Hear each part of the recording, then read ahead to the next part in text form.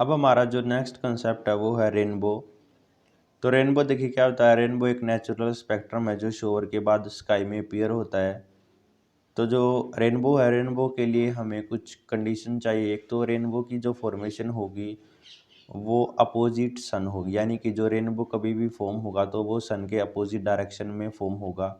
दूसरा ये कि कभी भी रेनबो की फॉर्मेशन होगी तो वहाँ पर थ्री प्रोसेस होती हैं। एक तो वहाँ पर डिस्पर्जन होगा, एक वहाँ पे रिफ्रैक्शन होगा और एक वहाँ पे टोटल इंटरनल रिफ्लेक्शन होगा। तो ये जो तीन हैं, ये तीन प्रोसेस रेनबो की फॉर्मेशन में यूज़ होती है। अब हम देख लेते हैं कि जो रेनबो की जो फॉर्मेशन है वो कैसे होती है। तो ये पहले इसको पढ़ लेते हैं। तो देखिए क्या है कि some water droplet remain suspended in air after rain. These droplet have a glass prism, behave as a glass prism. When light enter the raindrop, it first refract and disperse. Then it reflect internally and again refract as it come out of the drop, and the seven color reach the eye of the observer in form of rainbow. तो देखिए इसमें क्या होता है कि इसमें सबसे पहले तो जो वाइट लाइट होती है, जो सनलाइट होती है, वो इस तरीके से आती है। तो जैसे कभी भी अगर रेन होगी तो कुछ ड्रॉपलेट होंगी जो एटमॉस्फेयर में रहेंगी, और वो जो ड्रॉपलेट हैं वो एक प्रिज्म की तरह बिहेव करेंगी। अब जो सनलाइट आ रही है पहले वो उन ड्रॉप से पास होंगी। तो ड्रॉप से पास होंगी तो पहले वो रिफ्रैक्ट होंगी, क्योंकि ये रेयर से यहाँ पे डेंसर मीडियम में जाना है तो रिफ्रैक्शन होगा। अब वो वाइट लाइट थी वो एक रिफ्रैक्टिंग मीडियम में गई, तो आगे जाकर वो सेवन कलर में डिस्ट्रीब्यूट हो गई यहाँ पर। तो इस तरीके से वहाँ पर जो वाइट लाइट है उसका डिस्पर्जन हो गया। अब वो जो वाइट लाइट है उसका डिस्पर्जन होने के बाद वो इस इंटरफेस पे टोटल इंटरनल रिफ्लेक्ट होती हैं। तो टोटल इंटरनल रिफ्लेक्ट होंगी तो जो सेवन कलर थे वो जो ड्रॉपलेट के अंदर थे वो वापस उसी ड्रॉपलेट के अंदर रिफ्लेक्ट हो जाएंगे। तो रिफ्लेक्ट होंगे तो क्या होगा कि ये दोबारा से यहाँ पर इस इंटरफेस पे फॉल होंगी। तो उसके बाद ये जो कलर हैं ये सेवन कलर बाहर आ जाएंगे, और जो भी ऑब्जर्वर होगा रेनबो को ऑब्जर्व करेगा उसको सेवन कलर अपीयर होंगे। तो जो रेनबो होता है उसकी फॉर्मेशन में थ्री प्रोसेसेस यूज होती हैं। एक तो रिफ्रैक्शन हो गया, डिस्पर्जन हो गया और एक टोटल इंटरनल रिफ्रैक्शन हो गया। तो सबसे पहले जो वाइट लाइट होगी वो पहले ड्रॉपलेट के अंदर जाएगी। ड्रॉपलेट के अंदर जाएगी तो तब उसका रिफ्रैक्शन होगा इंटरफेस पर। ड्रॉपलेट के अंदर जाएगी तो वो सेवन कलर में डिस्ट्रीब्यूट हो जाएगी, जिसको हम डिस्पर्जन कहेंगे। डिस्पर्जन होने के बाद वो जो लाइट है वो एक इंटरफेस से टोटली इंटरनल रिफ्लेक्ट होगी, तो उसको हम टोटल इंटरनल रिफ्लेक्शन कहेंगे। तो टोटल इंटरनल रिफ्लेक्शन होने के बाद वो जो लाइट है वो ड्रॉप से फिर बाहर आएगी तो वहाँ पर फिर से रिफ्रैक्शन होगा। अब जो ऑब्जर्वर है उसको यहाँ पर जो भी ऑब्जर्व कर रहा है उसको सेवन कलर ऑब्जर्व होंगे। तो इस तरीके से जो रेनबो है उसकी फॉर्मेशन होती है। उसके बाद हमारा जो नेक्स्ट कंसेप्ट है वो है एटमॉस्फेरिक रिफ्रैक्शन। तो इसमें देखिए क्या होता है कि हमारा जो एटमॉस्फेयर होता है वो भी एक मीडियम की तरह बिहेव करता है, और उससे जो रिफ्रैक्शन होगा उसको हम एटमॉस्फेरिक रिफ्रैक्शन कहेंगे। अब जो एटमॉस्फेरिक रिफ्रैक्शन है उसकी कुछ एप्लीकेशन भी है। तो फर्स्ट ये है कि apparent flickering of object placed behind a hot object और फायर, यानी कि अगर कोई हमारे पास हॉट ऑब्जेक्ट है या फायर है तो उसमें के पीछे जो हमारे ऑब्जेक्ट होंगे वो हमें इस तरीके से ऑब्ज़र्व होते हैं, तो इसको हम फ्लिकरिंग कहते हैं। दूसरा ये कि stars near the horizon appear slightly higher than the actual position, यानी कि जो होरिजन के पास जो स्टार होंगे वो हायर अपीयर होंगे उनके एक्चुअल पोजीशन के। दूसरा ये है कि advance sunrise and delayed sunset, यानी कि जो सनराइज़ होता है वो एडवांस होता है, कुछ टाइम पहले दिखाई देता है, और डिले सनसेट जो सूर्यास्त होता है, जो सनसेट होगा वो कुछ टाइम बाद हमें दिखाई देगा। तो ये भी एक एटमॉस्फेरिक रिफ्रैक्शन का पार्ट है। ट्विंकलिंग ऑफ स्टार भी एक एटमॉस्फेरिक रिफ्रैक्शन का पार्ट है। तो ये जो फिनोमेना है इनको अब हम डिस्कस करते हैं। अब हम इसमें जो देखते हैं वो फर्स्ट एप्लीकेशन देखते हैं, ट्विंकलिंग ऑफ स्टार की एप्लीकेशन देखते हैं। वो भी एक रिफ्रैक्शन का कोर्स है।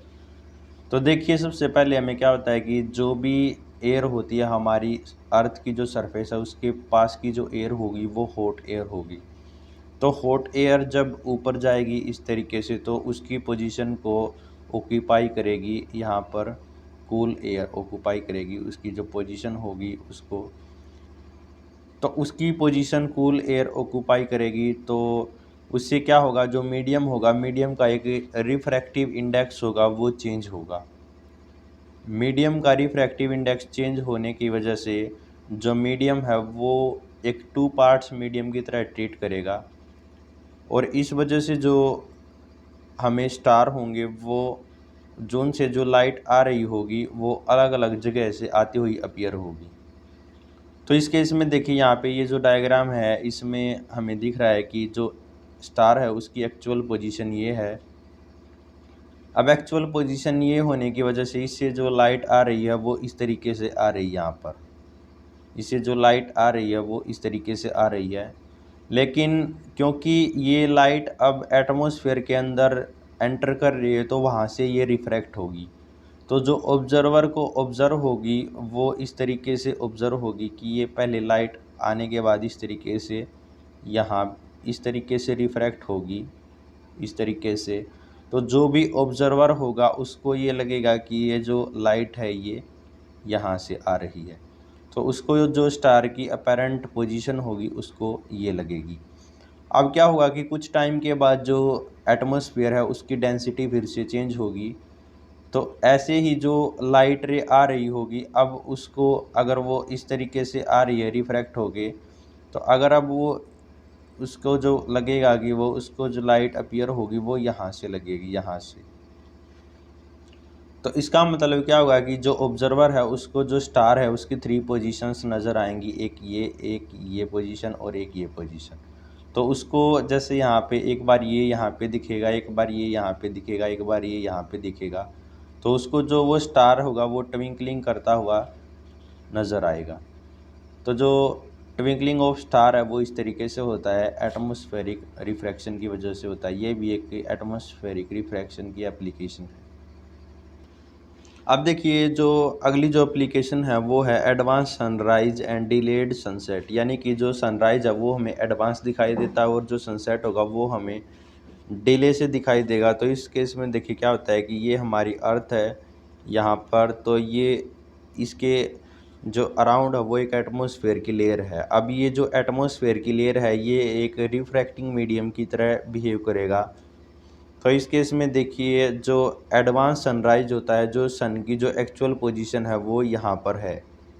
अब इससे जो लाइट रे जाएगी वो इस तरीके से जाएगी और वो यहाँ पे इस तरीके से रिफ्रैक्ट होगी, यानी कि जो इंसिडेंट लाइट थी वो शुरू में इस तरीके से जा रही है, वो रिफ्रैक्ट होने के बाद इस तरीके से जा रही है। तो यहाँ पर जो ये ऑब्जर्वर है इसको इसके पास जो लाइट रे पहुँच रही है वो इस तरीके से पहुँच रही है। तो इसको जो अपीयर होगा उसको ये अपीयर होगा कि ये जो लाइट रे है वो यहाँ S1 से आ रही है। तो जो एक्चुअल सन की पोजीशन थी वो S पर थी, लेकिन जो ऑब्जर्वर है उसको ये लग रहा है कि जो सन की पोजीशन है वो S1 पर है। तो इससे जो सनराइज है वो हमें एडवांस पहले ही दिखाई दे जाता है। तो फर्स्ट एप्लीकेशन इसकी एक ये है कि एडवांस सनराइज। उसके बाद ये क्या होता है कि डिले सनसेट में देखिए क्या होता है कि जैसे अब ये जो सन है उसकी पोजीशन यहाँ पे है। अब फिर इससे जो लाइट जा रही है उसको वो फिर से मीडियम के अंदर एटमॉस्फेयर के अंदर एंटर करने के बाद रिफ्रैक्ट होगी और वो इस तरीके से जाएगी। अब फिर जो ऑब्जर्वर है उसको फिर से क्या लगेगा कि जो ये जो लाइट आ रही है वो S2 से आ रही है, इसका मतलब इसको इधर जाने में टाइम लगेगा तो ये डिले होगा। तो इस तरीके से जो ऑब्जर्वर है उसको डिलेड सनसेट लगेगा। तो ये जो दोनों एप्लीकेशन हैं ये एटमॉस्फेरिक रिफ्रैक्शन की एप्लीकेशन है, जहाँ पे जो ऑब्जर्वर है उसको ये लगता है कि जो सनराइज़ है वो पहले हो रहा है और जो सनसेट है वो डिले हो रहा है। उसके बाद हमारा जो नेक्स्ट है वो है स्कैटरिंग इफेक्ट। तो स्कैटरिंग देखिए क्या होता है, spreading of light in various direction by colloid particle, यानी कि जब कोई भी लाइट है अगर वो मीडियम के अंदर ट्रैवल कर रही है तो वो मीडियम के अंदर ट्रैवल कर रही है तो वो मीडियम के पार्टिकल से कोलाइड होने के बाद उसकी जो डायरेक्शन है वो चेंज हो जाती है, तो उसको हम स्कैटरिंग बोलते हैं। अब ये जो स्कैटरिंग होगी ये इन्वर्सली प्रोपोर्शनल होगा वेवलेंथ की, यानी कि वेवलेंथ ज़्यादा होगी तो स्कैटरिंग कम होगी।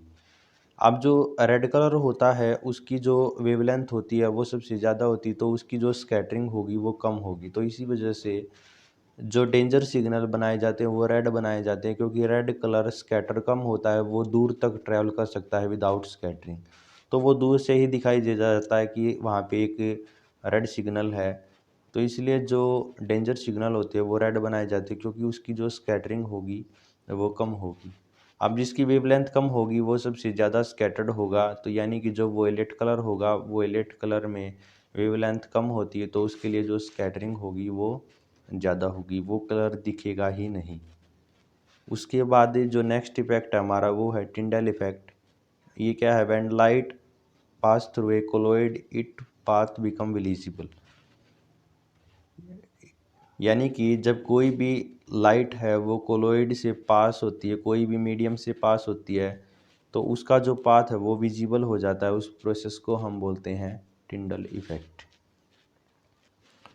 अब देखिए जो भी टिंडल इफेक्ट होगा उसमें क्या है कि उसके एग्जाम्पल हैं, जैसे path of light become visible when light enter dark room and dusty room through a slit और वेंटिलेटर, यानी कि कोई भी एक स्मॉल होल होता है किसी भी डार्क रूम में, अगर वहाँ से सनलाइट आ रही तो हमें उसका जो पाथ है वो विजिबल हो जाता है, वो भी एक टिंडल इफेक्ट है। इसके अलावा जो फॉरेस्ट होता है, फॉरेस्ट में जो ट्रीज़ होते हैं वो एक दूसरे के पास पास होते हैं, तो उस केस में जो सनलाइट आ रही होती है तो कई बार जो सनलाइट का जो पाथ है वो विजिबल हो जाता है, उसको भी हम टिंडल इफेक्ट बोलते हैं। अब जो है कि the colour of scattered light depend on the size of scattering particle, यानी कि जो भी लाइट है उसका जो कलर है वो स्कैटर्ड होगा, वो डिपेंड करेगा कि उसमें जिस भी मीडियम में से वो स्कैटर्ड हो रही है उसके पार्टिकल का साइज क्या है। तो इसमें देखिए, if particle are very fine they scattered mainly the blue colour of light short wavelength, यानी कि अगर पार्टिकल का साइज है वो बिल्कुल फाइन है तो वो ब्लू कलर को स्कैटर्ड करेंगे, medium size particle red colour को स्कैटर्ड करेंगे, और जो लार्जर पार्टिकल हैं वो सभी कलर को स्कैटर्ड करेंगे।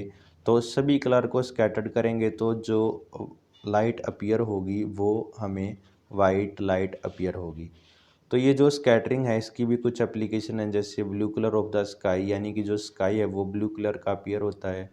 जो सनसेट और सनराइज के टाइम जो हमें सन दिखाई देता है वो रेडिश अपीयर होता है। तो ये जो दोनों एप्लीकेशन हैं ये स्कैटरिंग की एप्लीकेशन है। अब इसकी जो स्कैटरिंग की फर्स्ट एप्लीकेशन है वो ये कि जो स्काई है वो हमें ब्लू कलर का अपीयर होता है। वो देखिए क्यों होता है कि जैसे सनलाइट आ रही है तो सनलाइट के आने से वो जो सनलाइट है वो हमारे एटमॉस्फेयर के अंदर एंटर करती है।